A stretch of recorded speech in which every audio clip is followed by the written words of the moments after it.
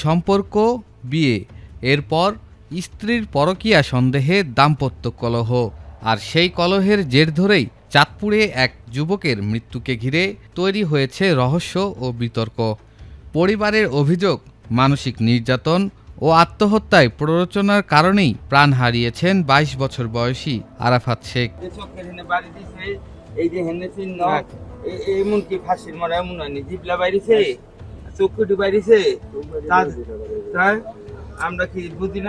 মৃত আরাফাত শেখের বাড়ি মুন্সিগঞ্জের লৌহজং উপজেলায়।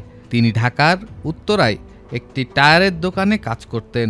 সেখানে পরিচয় হয় তানিয়া নামের এক তরুণীর সঙ্গে। পরিচয় থেকে প্রেম, পরে পরিবারের অজান্তে প্রায় ৬ মাস আগে তারা বিয়ে করেন।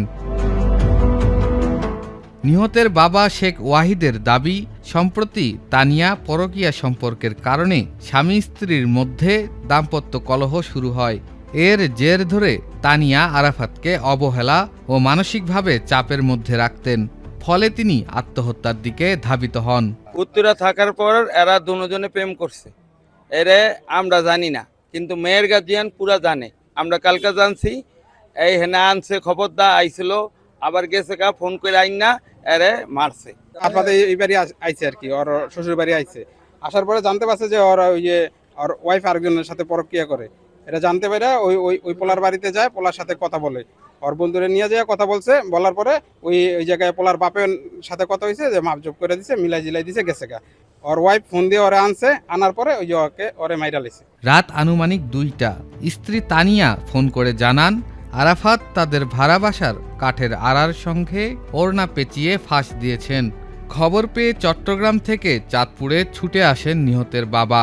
পরে চাঁদপুর ২৫০ শয্যা বিশিষ্ট হাসপাতালের মর্গে ছেলের মরদেহ শনাক্ত করেন পুলিশ। সুরতহাল প্রতিবেদন প্রস্তুত করে মরদেহ ময়নাতদন্তের জন্য পাঠায়।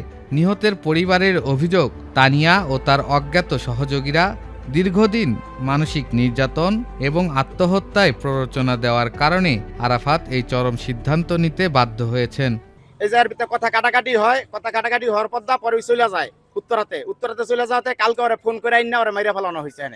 চাঁদপুর সদর মডেল থানায় হত্যার প্ররোচনা মামলা দায়ের করা হয়েছে।